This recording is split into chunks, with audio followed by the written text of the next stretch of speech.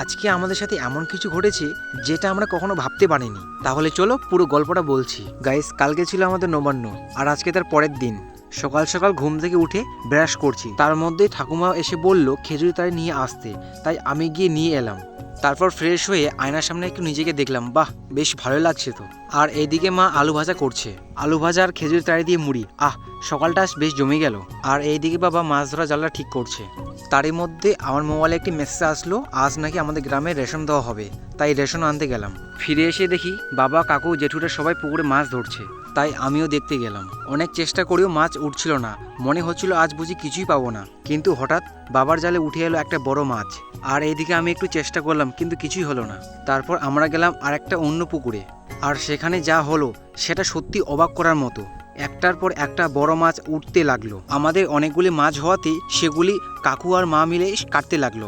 আজকে মিনি ব্লগটা এই পর্যন্তই, টাটা।